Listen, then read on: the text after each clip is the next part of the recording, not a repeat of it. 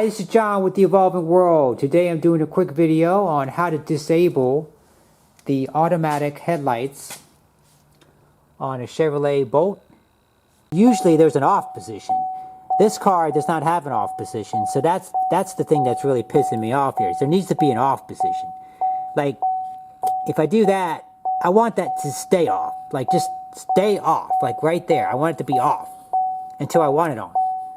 See, it bounces back. It keeps bouncing back to auto. It's like this Mickey Mouse crap that I can't stand.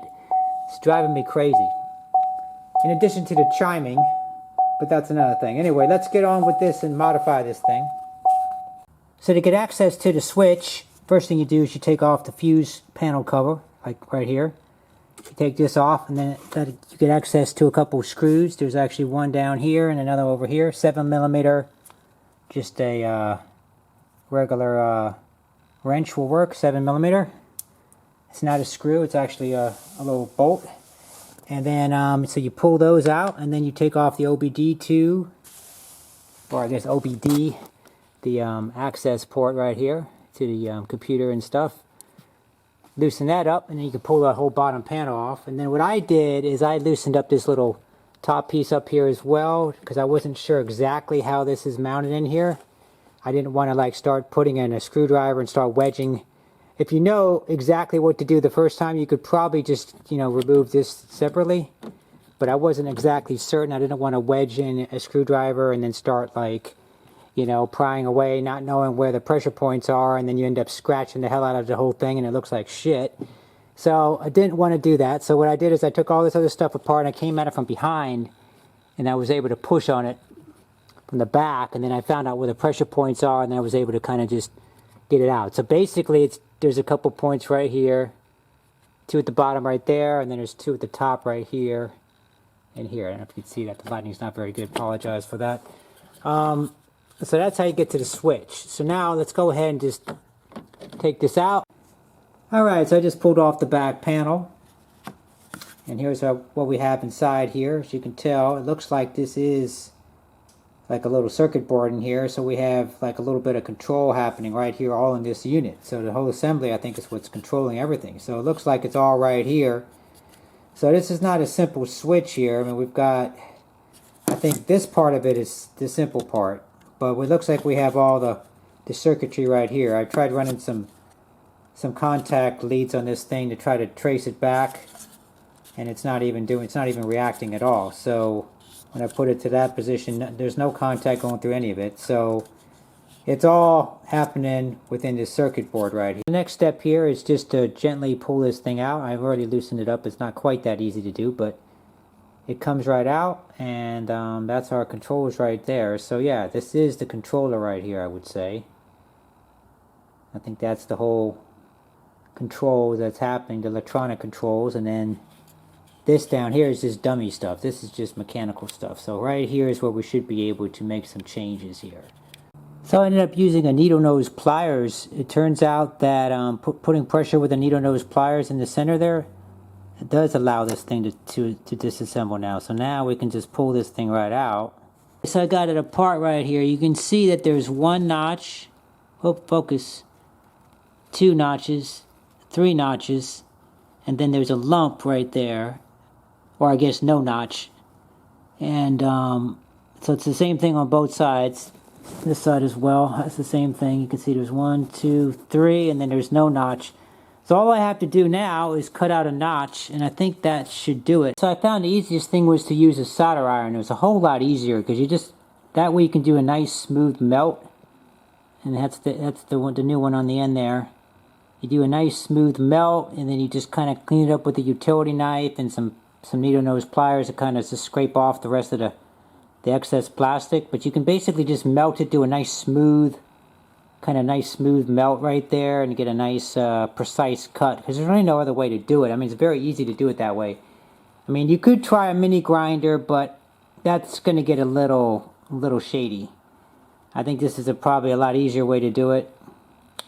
So anyway, that's one side. We'll do the other side now, and then put this thing back together. Assembly is pretty easy. This thing snaps right back in place. You just put pressure on it, and it clicks into position.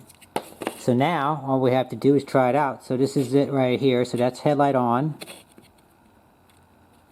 That's your parking lights. That's auto.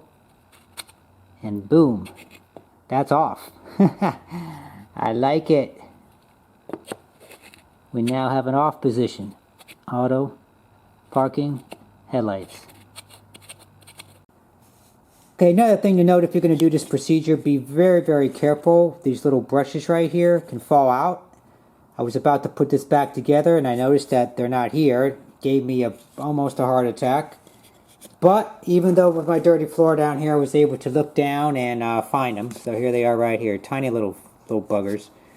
So I was able to find that. We'll put that back in, but be very, very careful.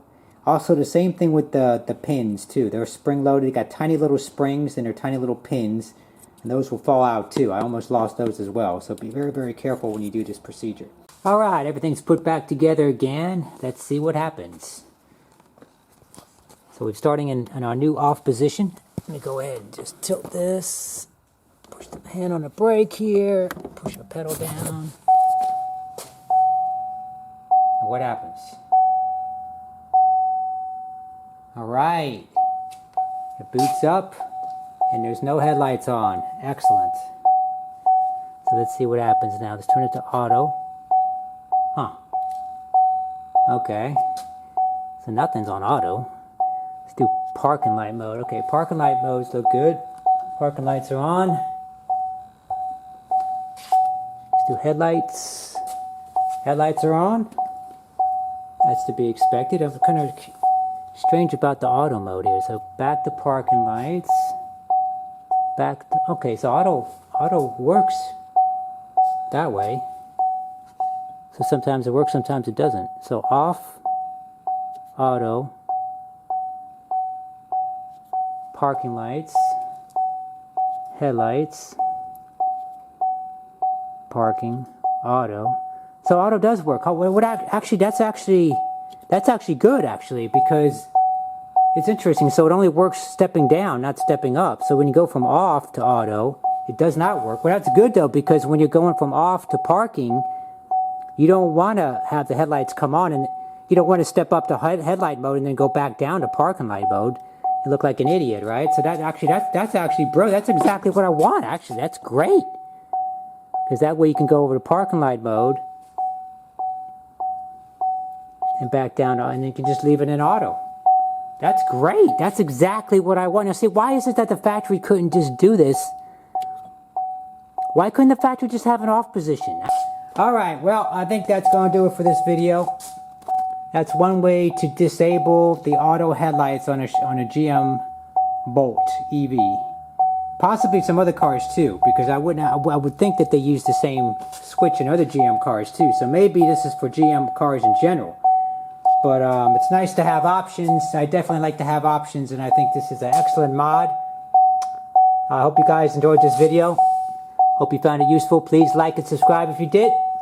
Many more videos to come. Let's make that beeping go away. Good God. Thank you.